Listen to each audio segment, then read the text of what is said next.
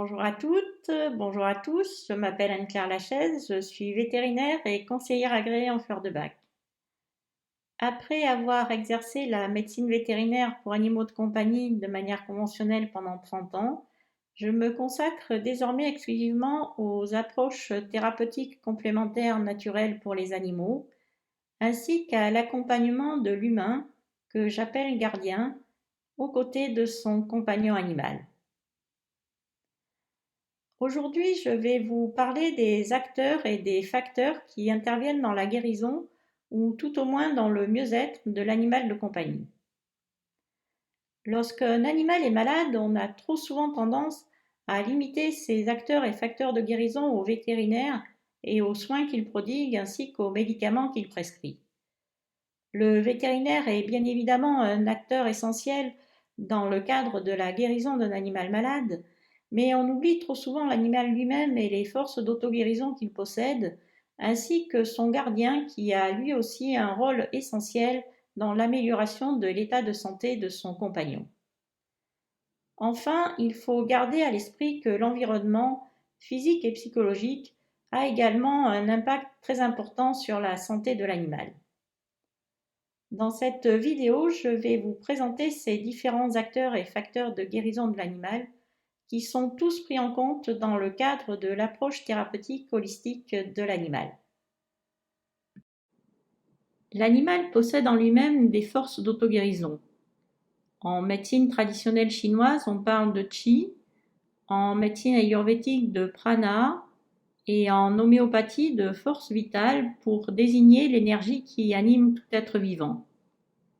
Les soins prodigués et les médicaments administrés à l'animal viennent soutenir cette énergie vitale pour favoriser son retour à l'état de santé.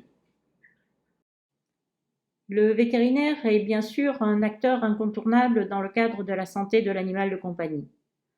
Par ses connaissances et son expérience, il est à même de poser un diagnostic et ainsi de choisir le traitement le plus adapté pour l'animal. Son intervention est essentielle et prioritaire lors de situations d'urgence mettant en jeu la vie de l'animal. Aujourd'hui, d'autres thérapeutes interviennent également en santé animale, tels que les ostéopathes animaliers, les praticiens en shiatsu, les énergéticiens, les kinésiologues, les conseillers en fleurs de bac, ainsi que les communicateurs animaliers. Il est indispensable que le gardien de l'animal soit dans une relation de confiance avec le thérapeute de l'animal et qu'il y ait une bonne communication entre eux. Le gardien de l'animal est trop souvent oublié dans le processus de guérison de son compagnon. Or, son rôle est pourtant essentiel. À l'heure actuelle, de la même façon que la santé de l'humain est remise entre les mains des médecins, la santé de l'animal est souvent entièrement confiée aux vétérinaires. Les gardiens d'animaux vont consulter cet expert en santé animale qui, après avoir déterminé la cause de la maladie de l'animal, lui prescrit le traitement le plus approprié. Il peut ainsi parfois arriver que certains gardiens se sentent impuissants face à leur compagnon malade et qu'ils aient la sensation de ne rien pouvoir faire pour lui par eux-mêmes. C'est d'autant plus vrai lorsque l'animal souffre d'une maladie chronique pour laquelle il n'existe pas de traitement permettant d'espérer une guérison totale et définitive, ou lorsqu'il est atteint d'une grave maladie dont le pronostic est réservé. Le gardien et son compagnon animal sont connectés entre eux. Ils forment un couple indissociable au sein duquel des échanges d'énergie se produisent à chaque instant.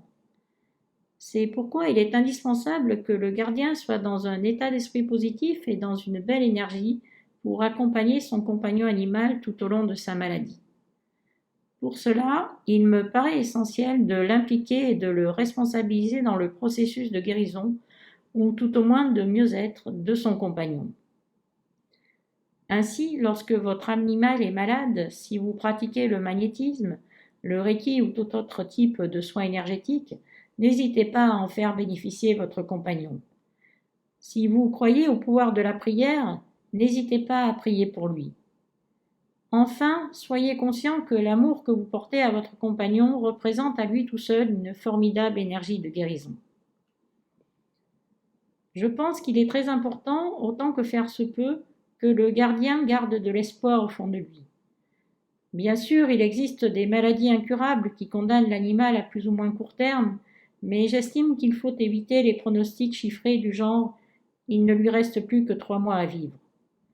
Ceci est en effet extrêmement traumatisant pour le gardien et risque de le plonger dans des vibrations de peur, de tristesse et de désespoir qui seront inévitablement ressenties par l'animal du fait de la profonde connexion qu'il a avec son humain.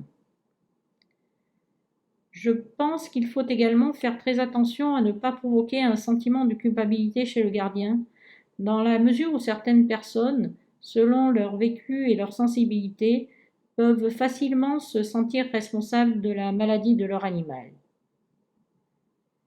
En conclusion, pour que l'animal aille mieux, son gardien doit garder le moral et vibrer de belles énergies d'amour et d'espoir plutôt que de peur, de tristesse et de culpabilité. C'est pourquoi il est important de toujours faire preuve de douceur et de délicatesse vis-à-vis des gardiens. Comme je l'ai mentionné au début de cette vidéo, l'environnement de l'animal est un facteur déterminant de son état de santé et il convient de toujours prendre en compte l'environnement physique dans lequel il vit ainsi que son environnement psychologique. Concernant l'environnement physique, l'alimentation constitue la base d'une bonne santé et comme pour nous, une nourriture de mauvaise qualité ou mal équilibrée est à l'origine de nombreuses affections chez nos animaux de compagnie. Les perturbateurs endocriniens, les pesticides, les métaux lourds et autres polluants présents dans les aliments, dans l'eau de boisson ou dans l'environnement affectent leur santé comme la nôtre. Les animaux peuvent également souffrir d'un manque d'espace dans leur lieu de vie et de l'absence de contact avec la nature s'ils vivent en ville. L'absence d'exercice a par ailleurs des conséquences pour l'animal sur le plan physique comme sur le plan émotionnel. Enfin, les animaux sont également sensibles à certaines perturbations géobiologiques naturelles, telles que les failles ou les veines d'eau souterraines, ou artificielles comme les antennes relais, les transformateurs EDF et le Wi-Fi qui peuvent eux aussi les affecter. Pour ce qui est de l'environnement psychologique, le gardien de l'animal ainsi que les autres membres éventuels du foyer sont bien évidemment à prendre en considération. En effet, les animaux sont connectés intuitivement aux êtres qui les entourent et de ce fait, ils captent en permanence les énergies des uns et des autres. Ils ressentent les douleurs de leurs gardiens, qu'elles soient physiques ou morales, ainsi que les tensions qui peuvent exister entre les membres du foyer. La présence d'un trop grand nombre d'animaux peut aussi constituer une source de stress. Les chats sont ainsi particulièrement sensibles à la surpopulation et ils somatisent très souvent à travers des cystites et des dermatites de léchage. Si leur environnement n'est pas assez riche et interactif, les animaux s'ennuient et dépriment. C'est pourquoi il est indispensable de connaître et de respecter du mieux possible les besoins de l'animal en fonction de son espèce, de sa race, de son âge et de son état de santé. J'espère que cette vidéo vous aura fait considérer la santé de votre compagnon animal d'un point de vue plus large et que vous aurez pris conscience, si ce n'était pas encore le cas, à quel point vous êtes important et indispensable par votre présence à ses côtés et par votre belle vibration d'amour pour l'accompagner et le soutenir lorsqu'il est malade. Prenez soin de vous et à très bientôt.